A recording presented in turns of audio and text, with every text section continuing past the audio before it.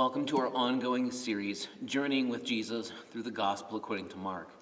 As we continue, we've reached about the halfway point with today's chapter. We're going to be taking a look at Mark chapter 8, where a lot of threads we've been watching and tracing through the whole story all get woven together and come back in important ways. So this is sort of an important turning point moment. But the scene starts out with what seems at first like it might be a rerun, actually. So join me. We're going to open to Mark chapter 8. And the first section is going to be a story that goes in verses 1 through 10.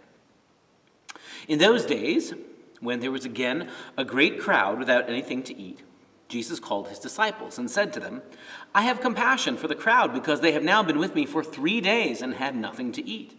If I send them away hungry to their homes, they will faint on the way, and some of them have come from a great distance." His disciples replied, "How can one feed these people with bread here in the desert?" He asked them, "How many loaves do you have?" They said, 7. Then he ordered the crowd to sit down on the ground. He took the 7 loaves, and after giving thanks, he broke it and gave them to his disciples to distribute, and they distributed them to the crowd. They also had a few small fish, and after blessing them, he ordered that these too should be distributed. They ate and were filled, and they took up the broken pieces left over, 7 baskets full. Now there were about 4,000 people, and he sent them away. And immediately he got into the boat with his disciples and went to the district of Dalmanutha.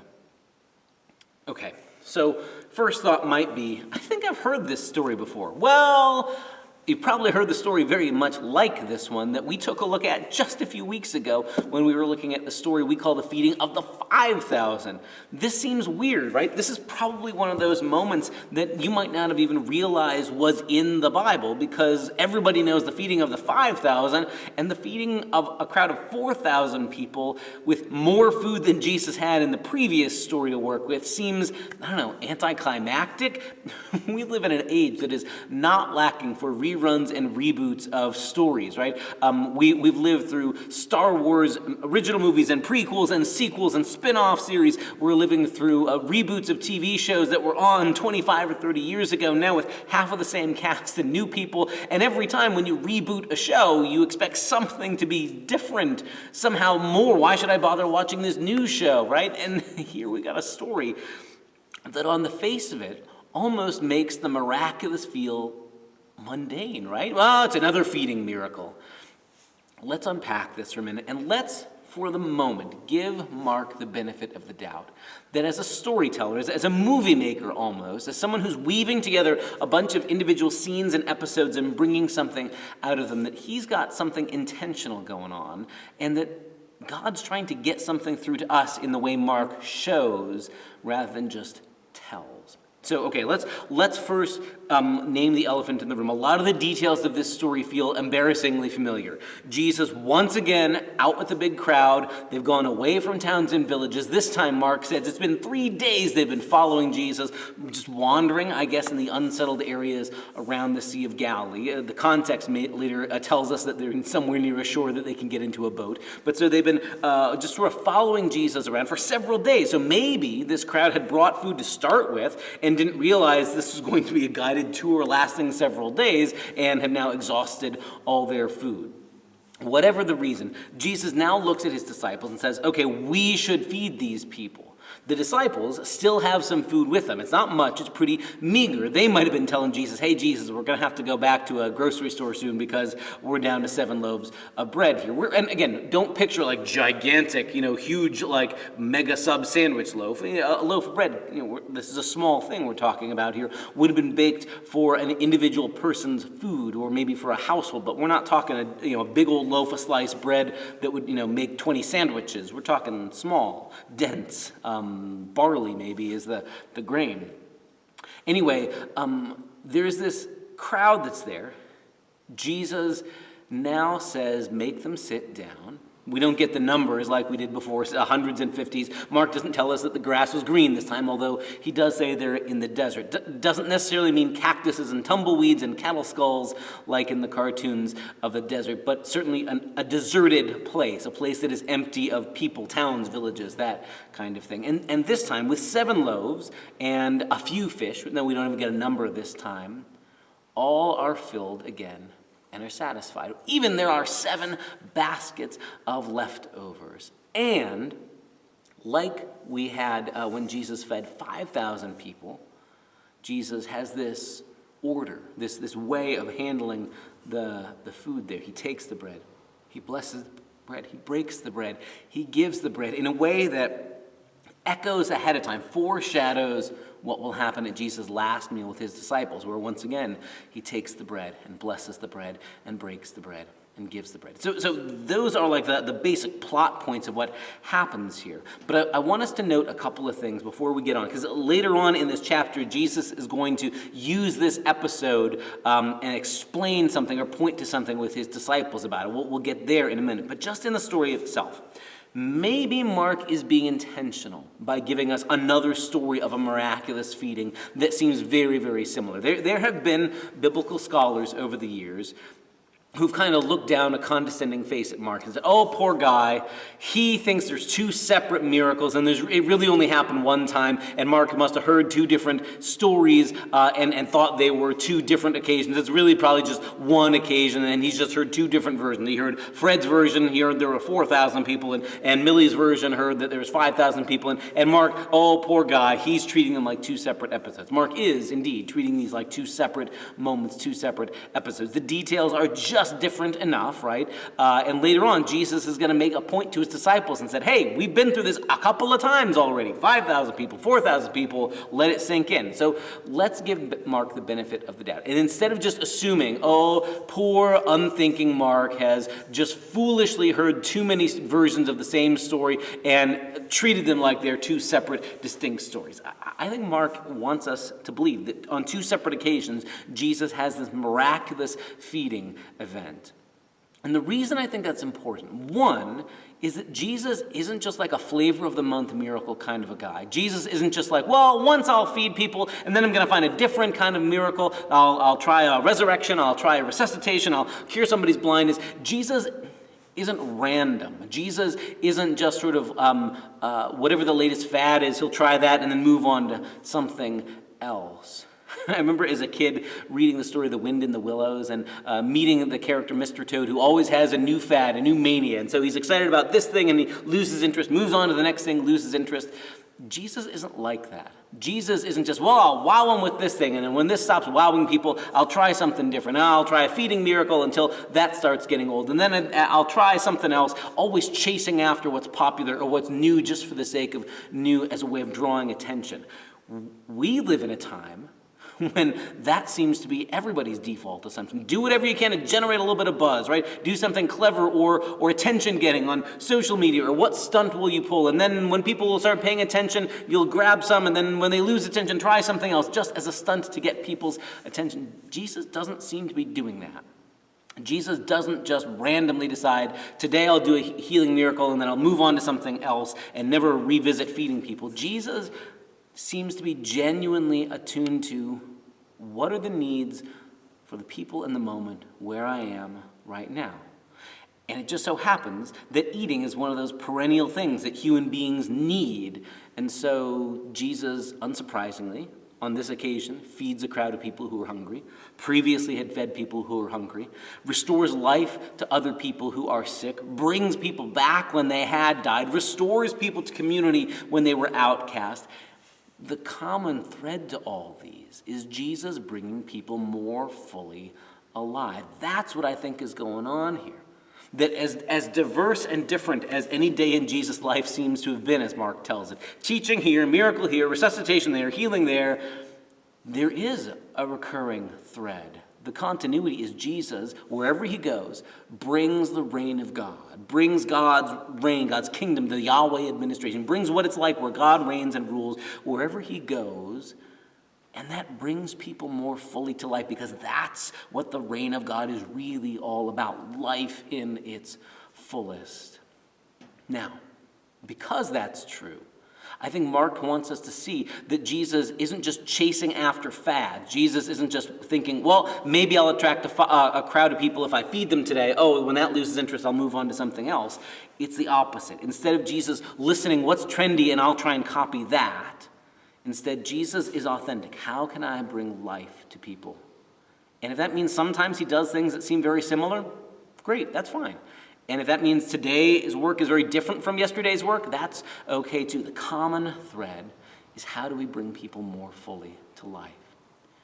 To be very honest, as a religious professional here, right? Collar-wearing pastor, religious professional in the organized religion sense, sometimes this is the downfall of us in church life, chasing after whatever we think the latest fad that will draw people in, instead of keeping a laser-like focus on we're here to help people be more fully alive, because we are convinced that's what happens when people are brought into connection with the community in the way of Jesus. Bringing people more fully to life is what it's really all about. That allows for an awful lot of variety, but instead of us chasing after whatever fad we think will bring people to join our church or sit in our pews or watch our videos, instead it's laser-like focus. How can we be about bringing people more fully to life? How can we be a part of God's work of bringing people more fully to life?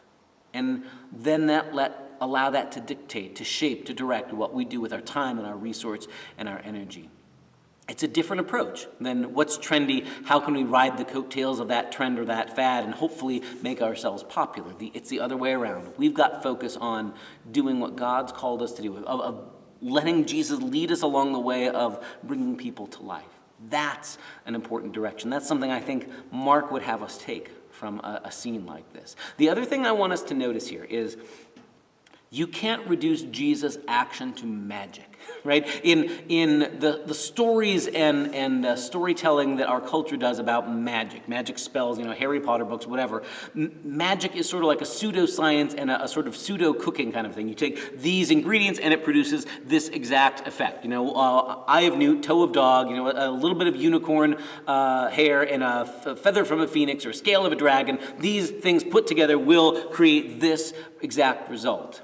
There's not quite that same magical predictability to Jesus, which I think, again, is part of what makes Jesus beautiful and compelling. He's not reducible to magical thinking. Magical thinking would be, Jesus has the power to take 5 loaves to feed 5,000 people. Therefore, 4,000 people should be 4 loaves of bread. That's how it works. Jesus doesn't have a recipe. Jesus provides enough. More than enough, of course, abundance, so that in the feeding of the 5,000, there are 12 baskets of leftovers. And here, with 4,000 people, there are 7 baskets of leftovers, even though they started with more loaves than they had in the previous story. I think Mark shows us the sloppiness of the numbers to say Jesus isn't reducible to a mathematical formula or a magical spell, but he creates abundance and enough where everybody has assumed scarcity. I'd smell something fishy, no pun intended, if it were reducible to a mathematical formula. 5,000 people, 5 loaves. 4,000 people, 4 loaves. That seems honestly a little too neat. Jesus instead meets the needs where he is. And as he does that, he creates abundance, enoughness. It seems to me, too, we live in a time and in a place that struggles with the idea of enough being a good thing. We live in a culture that in some ways is driven by the myth of scarcity. There's not enough to go around for everybody, and therefore I have to hoard for me and my group. We have to make sure we've got enough, and we need to make sure to fend off anybody else we think is dangerous who might take our pile of stuff because there's not enough to go around. And on the other hand, at the very same time, in a very contradictory way, our culture seems obsessed with getting more and more and more and more, that I'll never be satisfied. When I reach this pay grade, I want to have more money. When I reach there, I need to get more. One house isn't enough. I need to have additional houses. One week of vacation isn't enough. I need to have more. We are seemingly incapable of being satisfied, of being content with enoughness. And Jesus provides enough. You probably know that line I've heard attributed to Gandhi that said, "There is enough in this world for the world's need, but not for the world's greed." That difference is important.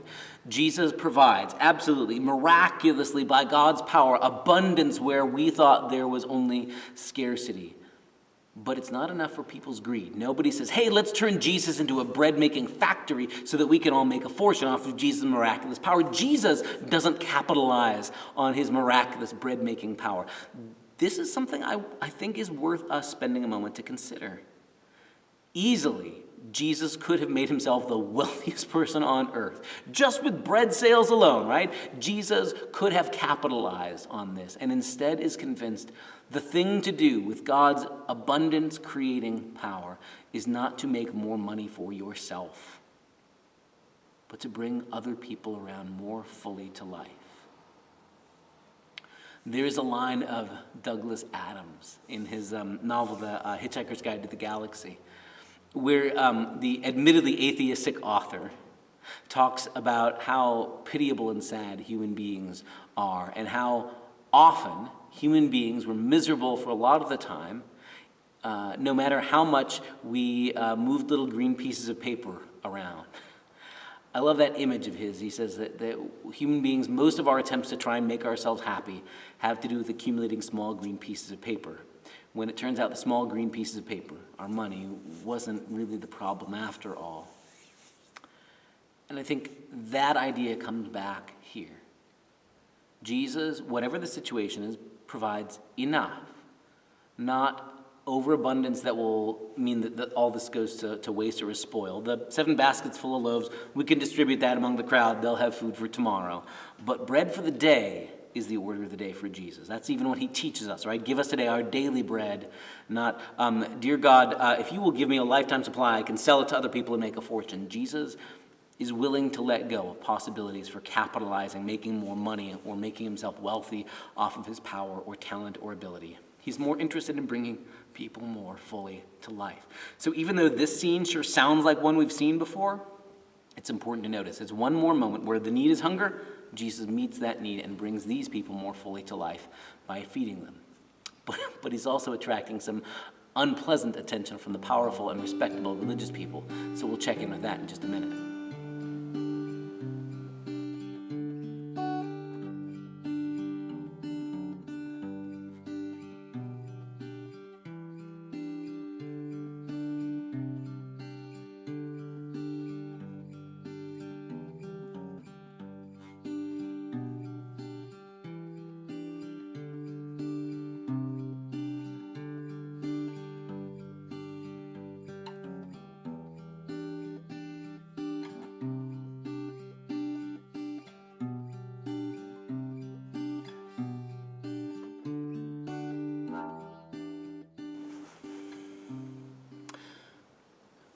So when we last left Jesus, he and his disciples get in the boat. All of a sudden, it becomes clear there was a boat around. They get in the boat and go to the district of Dalmanutha.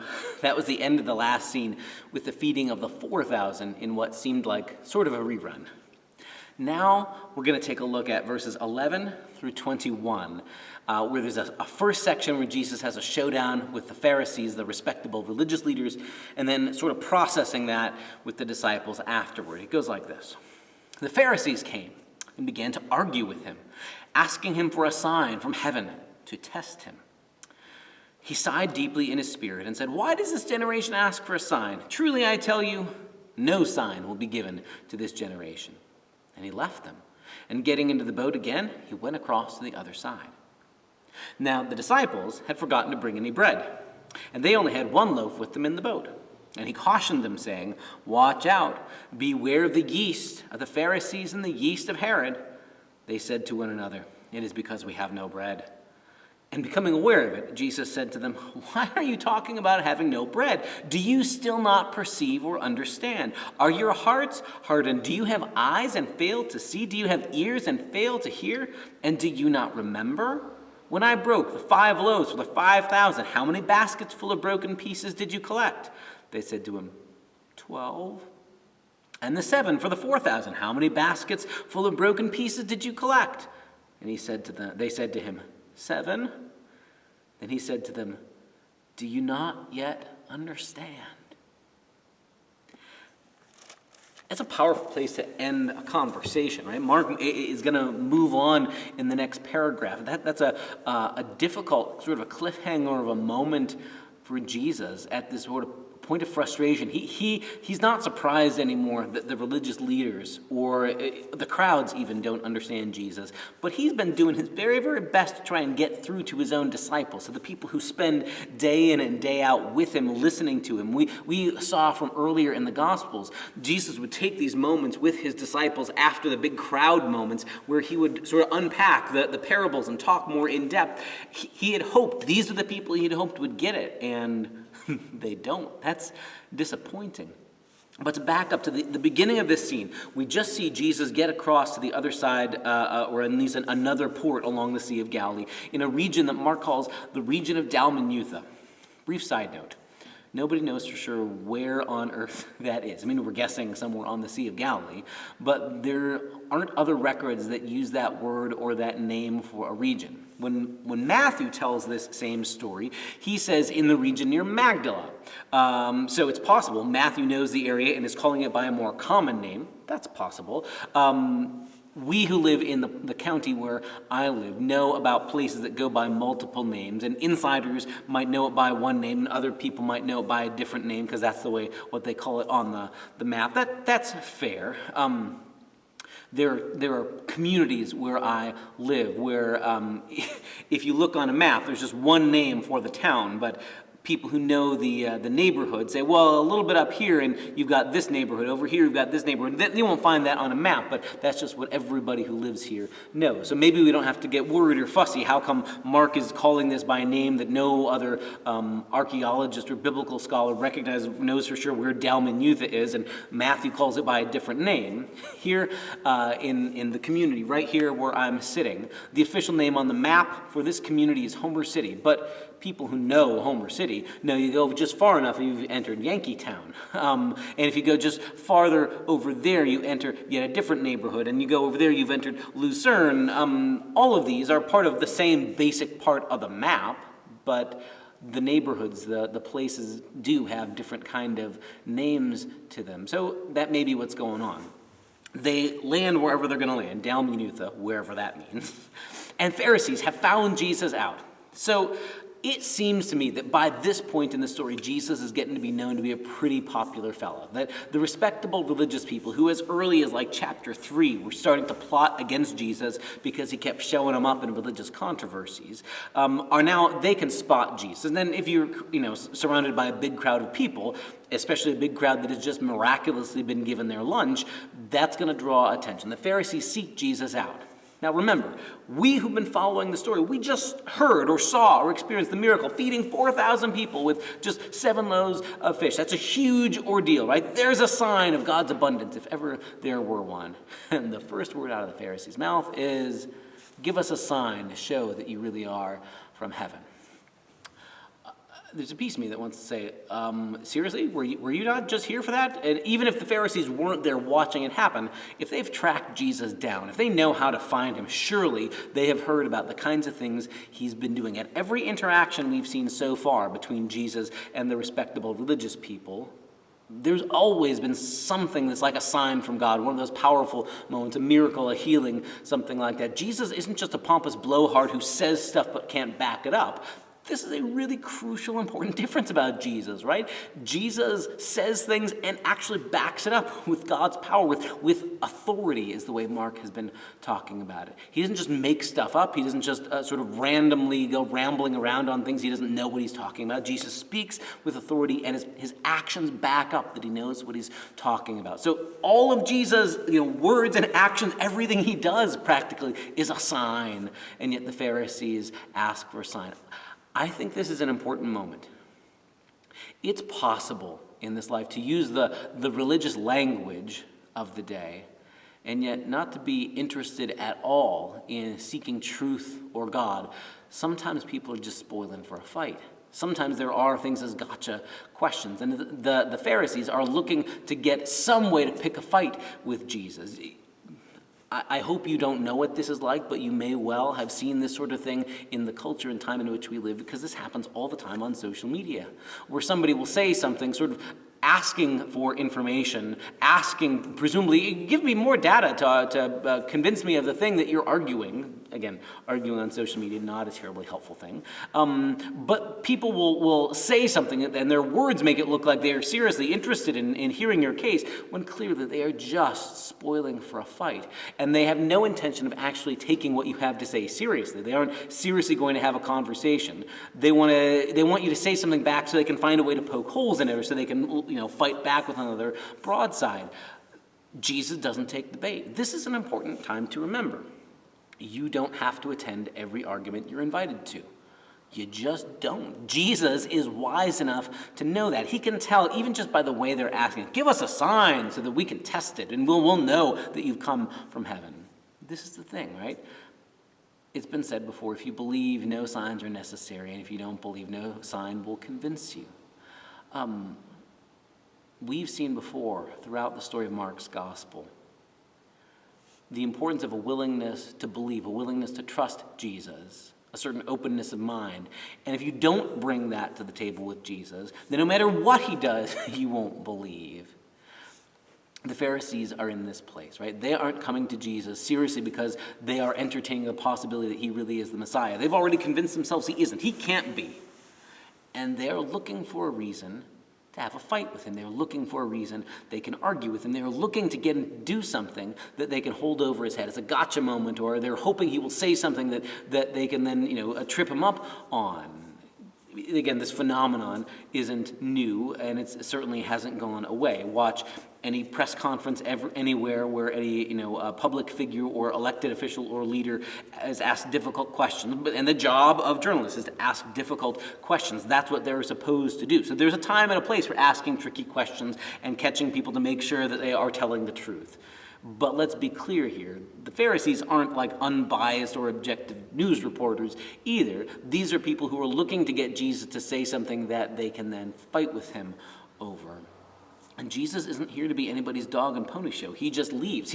In a sense, Jesus models the advice, the counsel he had given to his disciples earlier in the gospel. Earlier, you'll remember, Jesus had told his disciples when they go to another town and they're bringing the good news of the kingdom, that if somebody doesn't receive them, you just drop it. You shake the dust off your shoes in protest. That's your protest. That's as much as you'll do. You won't be engaged. You won't be drawn into a fight. You pick up and you walk off and you move to the next town. The party is unpoopable, but if you're going to reject it here, fine, we'll go somewhere else and bring the party of God's reign somewhere else. Jesus does the same thing. When he's cornered, when the respectable religious people are goading him into a fight, and you know the disciples are just spoiling for a fight. Come on, Jesus, show them that you're smarter, that you're better. Don't walk away. You know that they're wanting him to fight on this, and Jesus walks away, willing to risk the possibility that the respectable religious people will say, well, see, we won this round. Jesus just isn't interested in fighting a battle like that.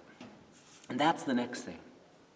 As this story goes on, Jesus then leaves, gets in the boat with the disciples. They head to another place. Okay, I'm removing myself from this situation. I'm just going to another place.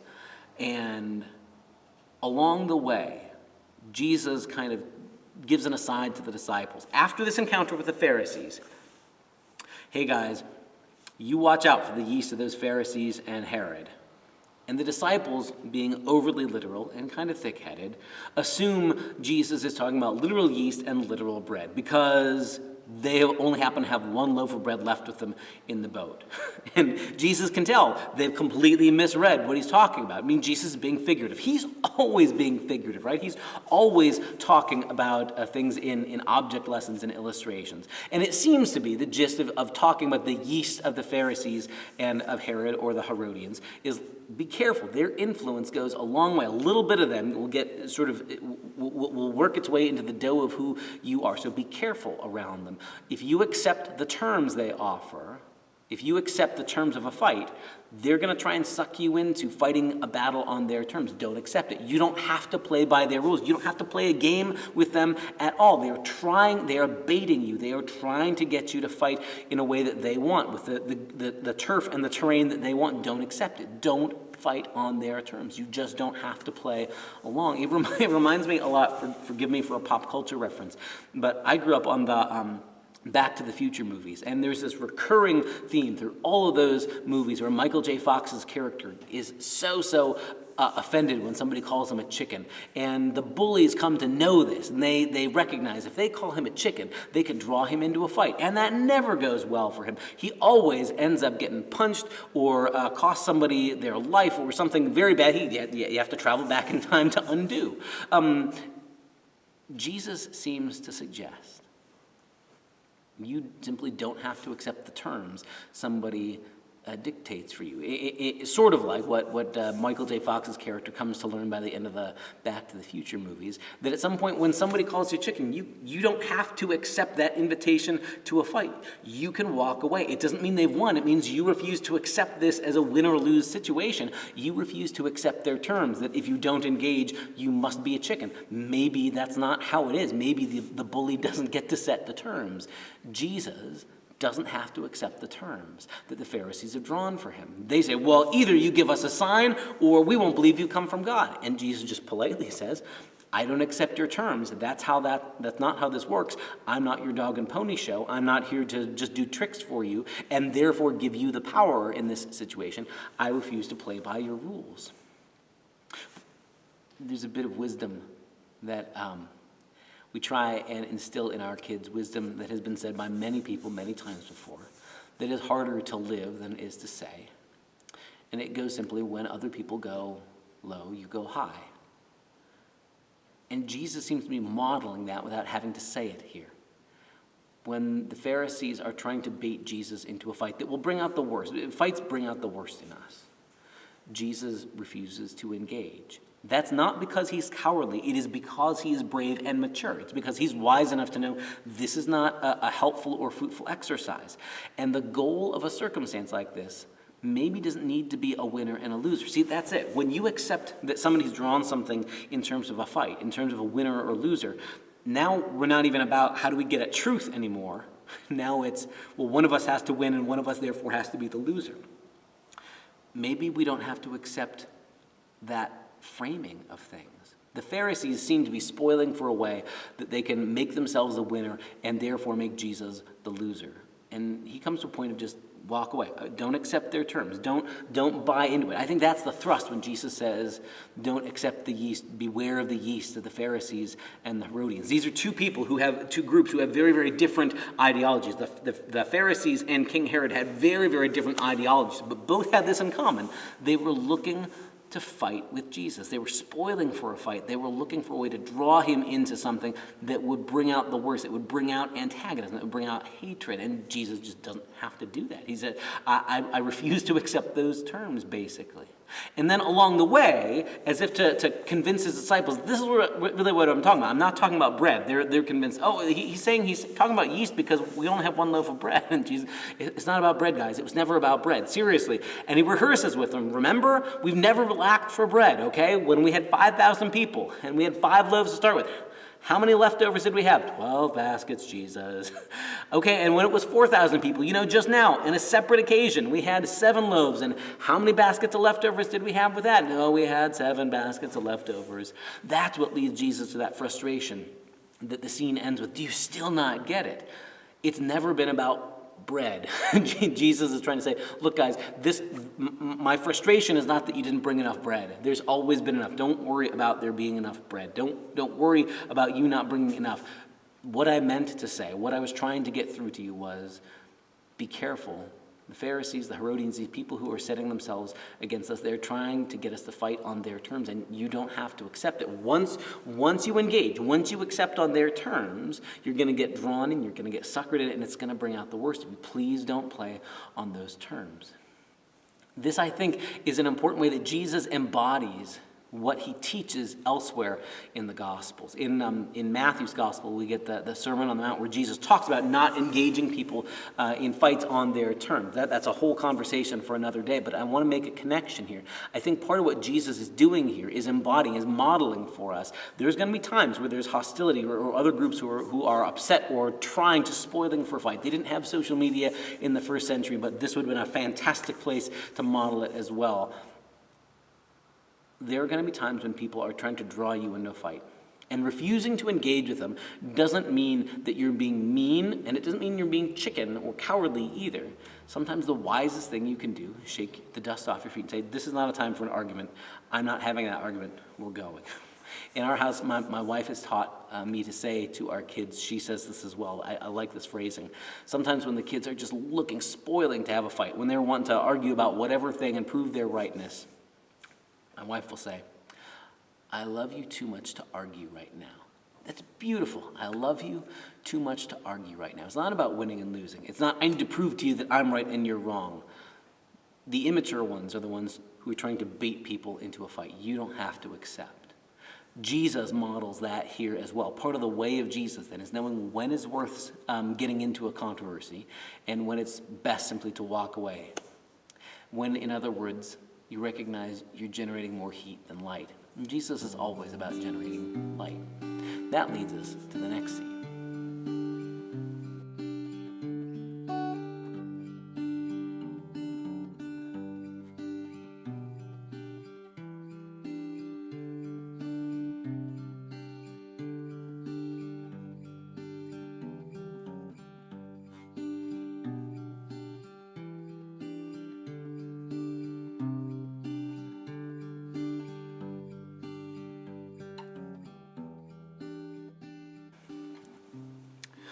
Okay, so we're ready to take on the next scene. It's a short and curious miracle scene, and you can find it in Mark chapter 8, verses 22 through 26. And it goes like this. They came to Bethsaida. Some people brought a blind man to him and begged him to touch him. He took the blind man by the hand and led him out of the village. And when he had put saliva on his eyes and laid his hands on him, he asked him, "Can you see anything?" And the man looked up and said, "I can see people, but they look like trees walking." Then Jesus laid his hands on his eyes again, and he looked intently, and his sight was restored, and he saw everything clearly. Then he sent him away to his home, saying, "Do not even go into the village." We've seen a number of healing kinds of moments already. In fact, the last chapter we looked at, back in chapter 7, it ended with a healing story that in some ways feels very similar. There was somebody who had a speech impediment and his ears didn't hear properly, and Jesus spits and puts his fingers on him and puts his fingers on this man's tongue, and in a very dramatic, earthy way, with touch, heals this person. So here we've got a scene. Now we are at Bethsaida. This is a town on the Sea of Galilee, so it's still in this northern region where Jesus is doing a lot of his ministry and his work. This is a Jewish community. This is not in the far Gentile side. We had been in Gentile territory before, but this story seems to happen just in Jewish territory in Bethsaida. John's gospel tells us that some of Jesus' first disciples had actually come from Bethsaida, so familiar territory probably for them. They bring this guy to Jesus, and what stands out to most people when they hear this story is that it feels like it takes two goes, like it doesn't completely work the first time. Jesus does his thing, puts the spit in this man's eyes, and the man can start to see, but he says, "I can see people, but they're kind of squinting. They're like trees walking around."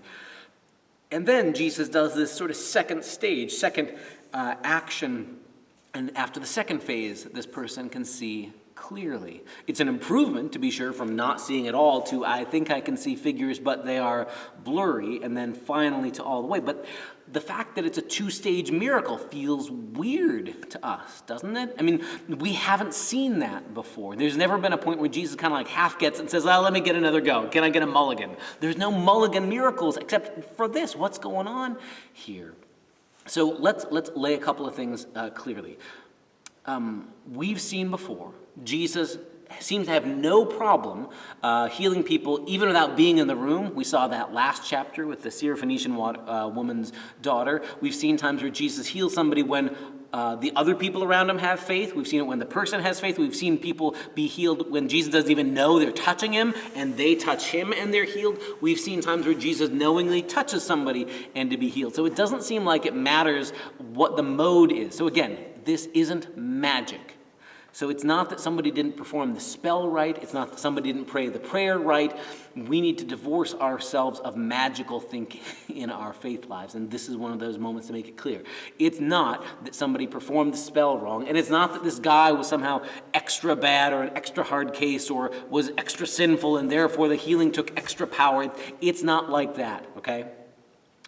But I do think Mark, the storyteller, is setting the ground for something for us. And this is not me alone. Lots of readers of the Bible over the last 2,000 years have noticed what seems to be happening in the way Mark sets things up. That there's this sort of twofold level of clarity.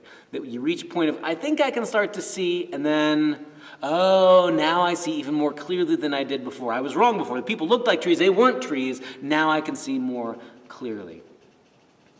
I want us to hold on to this idea because it's going to come back in the last section of chapter 8. We're going to get a really important climactic moment where Jesus finally has the conversation with his disciples about who he is. And there's this two-stage clarity that's going to happen for Jesus' disciples too. A lot of biblical scholars think Mark, the movie maker, think of the gospel writers like editors or movie makers who take a bunch of video that they've shot, a bunch of film they've shot, and now stitch it together to tell a whole coherent story. Mark has taken a whole bunch of individual stories that he's gotten or heard or gotten secondhand from somebody else who was there. He's taken all these together and is making a coherent story out of them like a movie maker does. And he has some intentionality behind when he orders things in this order, in this way. He sets up the transition from this to this to this. I think Mark may be priming us to see something in what happens next in this climactic scene with Jesus having a really important conversation with his disciples next. So the miracle on its own, another reminder, Jesus just brings people to life wherever they are. But this sort of gradual clarity seems like it's an important thought. So hold on to that idea and maybe think for a minute about what have there been times in your life, when have been times in your life where you might have had a sudden aha moment, and all of a sudden I get it. And where have been other times in your life where you came to a new realization about God, a new clarity that took a little longer? And maybe for us to look in our own lives, both happen. And instead of assuming there's only one way that Jesus sort of brings us to new insights in life, no, sometimes they're instant, yeah, and sometimes they come slowly, gradually, with clarity. Sometimes healing happens instantly, and sometimes it's a slow healing process, and both are us being more fully made alive.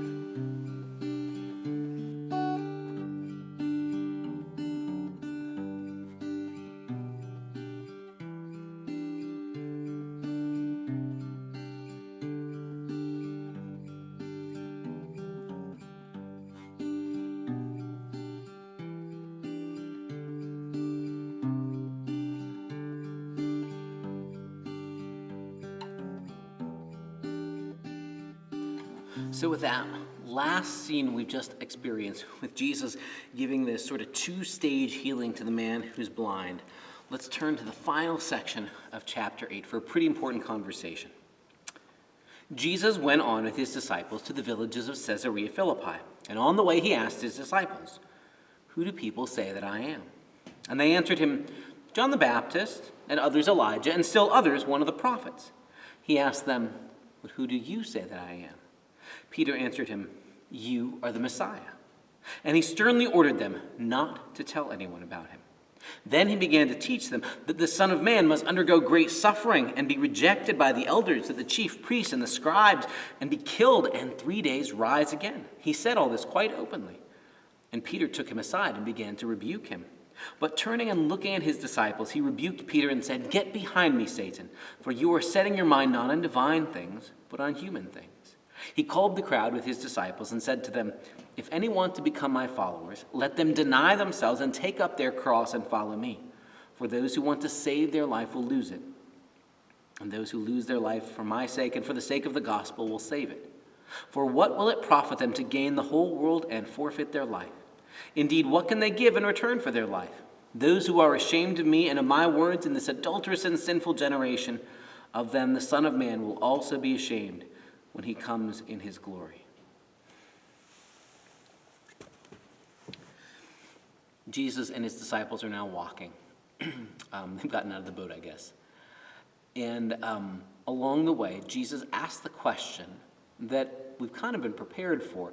What do you hear other people saying about me? Now, earlier in Mark's gospel, we heard several people reporting what they thought about Jesus. We had a whole scene where Herod, the ruler who'd been installed by the Romans, sees and hears about Jesus and goes, "This guy's like John the Baptist, who I had killed," or "He's like one of those prophets from before." We've noticed several times where Jesus says and does things that others go, "Hey, that kind of reminds me of that thing that the prophets did a long time ago." So Jesus is getting sort of a public notoriety. People see him doing things and acting in ways that suggest he stands in line of like one of the prophets from the old days of Israel's history. And after asking, "What do other people say about me?" Jesus now turns to the disciples, these people who he's handpicked to follow him and to see what he does day by day. "You who actually see me, what do you say about me?" Peter, God love him, blurts out, "You're the Messiah." And Jesus doesn't say no, but he says, "Now don't tell anyone." Now, in a sense, we've seen this kind of response from Jesus before. Anytime Jesus does a miracle in in Mark's gospel, anytime we've seen Jesus heal somebody or do something amazing, he says, "Now don't tell anybody," and they do anyway. And we've kind of talked before, I think an important piece about the why is finally brought to the fore. Jesus asks the disciples, what do you say about me? Peter blurts out, "You're the Messiah." And then immediately in the rest of this conversation, Jesus doesn't use that term, Messiah, on his own. He uses the phrase Son of Man. We've said before, it's a title that is less frequent, less familiar in the Old Testament. It shows up a couple of times in the Old Testament, but it's not nearly as loaded a term as Messiah. Son of Man can have the feel in Hebrew of just another way of saying the truly human one or a human being. The same way we might say every mother's son knows this or that. Every mother's son. This is a way of just saying a human being or mortal. But Jesus uses this title, Son of Man, because it doesn't bring the baggage that Messiah does. And Messiah, in Jesus' context, is a loaded term. It means literally anointed, like having ointment or oil poured on you. Because in ancient Israel, when a new king was set apart, when their reign was inaugurated, they were anointed with oil. One of the prophets or the priest would come and anoint them, and that was a way of setting them apart for their work, their vocation as king. And that happened over and over and over and over again for a long succession, a long line of kings. And finally, when the exile came and they didn't have kings anymore, there came to be these hopes, some spoken by the prophets, that would say there's going to come a day when God will finally restore us and bring us home, and God will restore the kingship. We'll finally have a king again, and that person will be God's anointed. And after enough centuries, the assumption was, well, not only will God bring us home from exile, God will make it like it used to be. God will make things, like we all remember, like in our nostalgic way of looking back. Things were great back then. That's what we want to make things like they used to be. And they assumed that to make that happen, God was going to raise up someone who, like King David, would be a military leader, leading the charge of the army, who would overthrow the evil, violent enemy. So in other words, when people heard Messiah, they didn't just picture a wise and good and just ruler. They pictured somebody leading an army, raising up basically a mob who would then do his bidding and would overthrow violently the Romans and maybe purify the priests and the temple and all that along the way. There were different groups in the ancient world of Judaism in the first century who all had slightly different pictures of what they expected the Messiah to be. Some pictured when Messiah comes, he will enforce Mosaic law and he will be basically a rule giver and he will enforce very strictly that we follow God's commandments. So there will probably be a lot more stonings. Others thought when Messiah comes, he'll command angel armies and the angels will, their flaming swords will, purify all the wicked and kill them all and get rid of all the enemies of God and all the pagan empire that rules us. Will finally be a free and independent people again because the angel armies will wipe them out. And others who said maybe there won't be angel armies, but when the Messiah comes, he'll raise us into an army and we'll fight and we'll overthrow the Romans. They were just waiting for the Messiah to come and finally command them so that they could overthrow the government of Rome.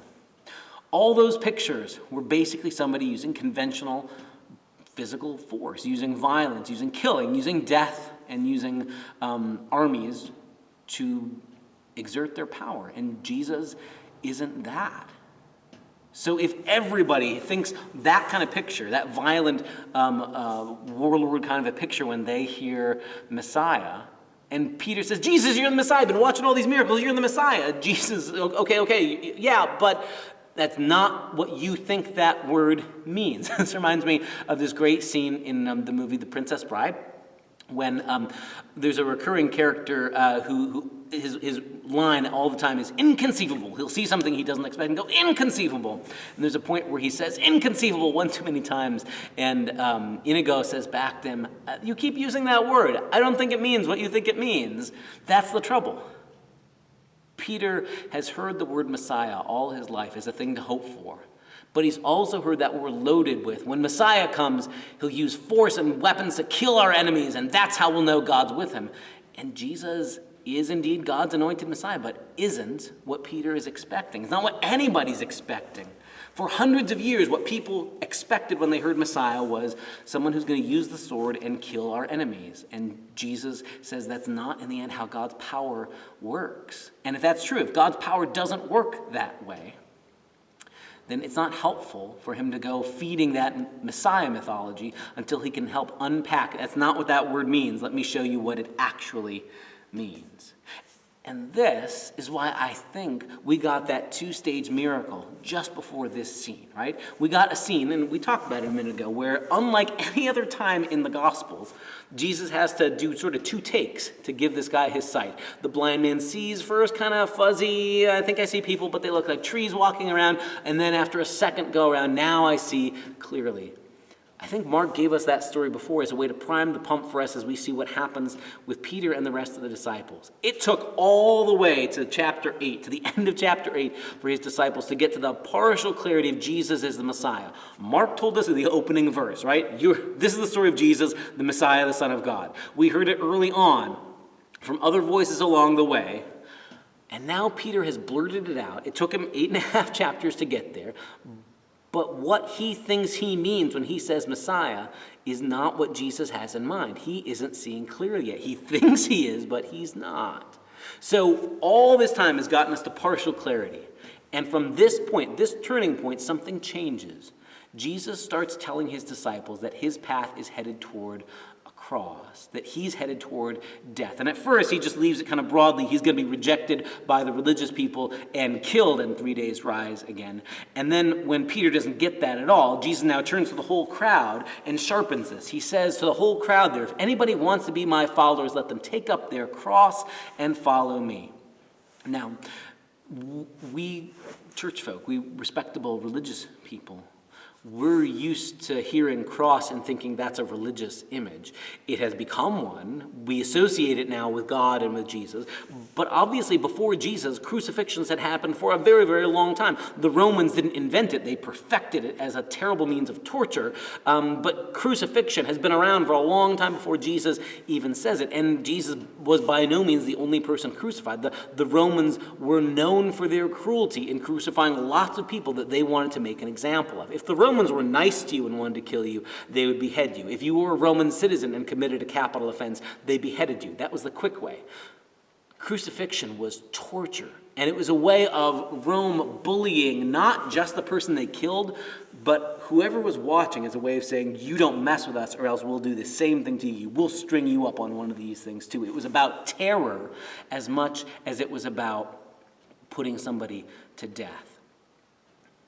And when Jesus says, if you're going to follow me, get prepared to take up your cross as well, it probably has the ring of it to, in American history, 50, 60 years ago during the Civil Rights Movement, when you would get organizers like Dr. King, like John Lewis,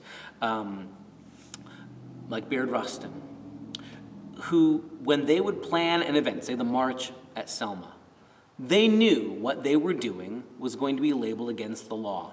They knew that a march was going to be viewed as disturbing the peace or causing trouble. Or they knew when they tried to sit in a section of the bus that wasn't for them, that they were going to be seen as troublemakers and would be arrested. And they would go into those events knowing and planning, this is probably going to mean the police are going to sick the dogs on us, or they're going to turn the fire hoses on us. They are going to arrest us. We'll probably get beaten, and they're going to say we're resisting and being violent, even though we've all committed we're not going to use violence in response. They knew going in that they were likely headed for a jail cell at best, bruisings, beatings, broken ribs, that kind of thing, and they did it anyway. Enough that there came to be sort of this understanding, if you were part of that movement in that time, that to be a part of the civil rights movement, to be a part of those organizations, especially Dr. King's, you had to be prepared. This is going to mean you're going to get arrested. They weren't advocating you to do something that was evil or morally wrong or sinful. The assumption was you'd get arrested because they were going to arrest you for participating in this movement, even if you hadn't done anything that was morally wrong, even if you had done nothing but stand up. Jesus, when he says, if you're going to be a part of my movement, be prepared to take up your cross, is priming his followers to understand that Rome, the powerful, the empire, is going to see you as a threat if you say that you serve a different kind of kingdom and that Caesar doesn't have the last word. I mean, the early church did get in trouble regularly because they wouldn't give their allegiance to Caesar, because they wouldn't say how great he was, because they wouldn't burn incense in his honor or treat him like a god, because they wouldn't give their allegiance or fight in Caesar's wars. So the early church, exactly what Jesus says here, did lose their lives, and some were put on literal crosses. But before this became a religious symbol, it was a way of Jesus saying, I'm calling you to be a part of a movement that the powerful are going to see as a threat. If you're going to be a part of my movement, be prepared that you will suffer for it. Be prepared that you will be called an enemy. You'll be seen as a troublemaker. You'll be seen as part of the problem, as a bad person, instead of being a part of my movement, the reign of God. In a way kind of reminiscent of the way the late John Lewis would talk about getting into good trouble, in a way that Dr. King, in his letter from Birmingham jail, talked about being an extremist for love. To be a follower of Jesus, to take up your cross, doesn't mean that you necessarily will get crucified, but it does mean being prepared, one, to lose reputation, being seen and pointed out, you're the bad guy, because the powerful people have said you're the bad guy. And on top of that it may mean suffering. Not because you've earned it or done something that is worthy of punishment, but exactly because you're a threat to the powerful. Jesus hasn't come to start a violent revolution, but he has come to call into question every other reign, every other empire, and every other person who wields power, instead pointing to the reign of God that Jesus embodies wherever he goes. Jesus doesn't need political office. He doesn't need a military rank or an army to follow him. He doesn't need a mob of insurrectionists to make it happen. Just in his presence, he brings the reign of God. But that always is going to be a threat to the empire and to all the emperors who don't want to admit that they're wearing no clothes. So at the heart of this is Jesus saying, yeah, I'm the Messiah, but I'm not what you think, because you're picturing Messiah is the one leading the charge and I'll crush my enemies. And instead, Jesus says he's come as the one who will lay his life down, even for his enemies. So this sets the stage for the turn that happens in now the second half of the gospel. We're going to see Jesus, in pretty sharp contrast, begin to talk more and more and more about the coming cross in store for him and for his followers. That would have been unthinkable in the first half, really. Jesus has to get his followers to the point where they understand who he is. But now that Peter said, you're the Messiah, now Jesus has to say, that word doesn't mean what you think it means. Let me show you. Let me redefine what that word means. And the whole second half of the gospel now is going to be showing what it looks like for Jesus to be the Messiah, even if it's upside down from what everybody expected.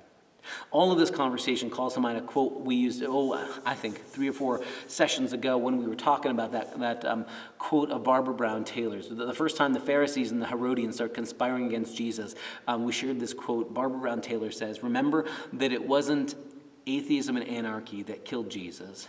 It was the best of the political and religious powerful of Jesus' day. It was when empire and the religious people colluded and were so convinced they knew what God's will is that they were willing to kill anybody who stood in their way.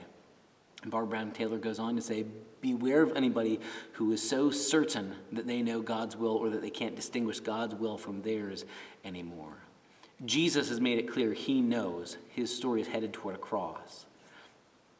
And that anybody who's going to be a part of his movement needs to be prepared to be seen as a troublemaker, to be seen as part of the problem rather than a good, respectable citizen of the empire. Jesus hasn't come to make good, respectable citizens of the empire. He's come to bring the reign of God, which brings life, to be sure, wherever he goes, but it doesn't look like what Rome expects, or for that matter, what even people like Simon Peter were expecting.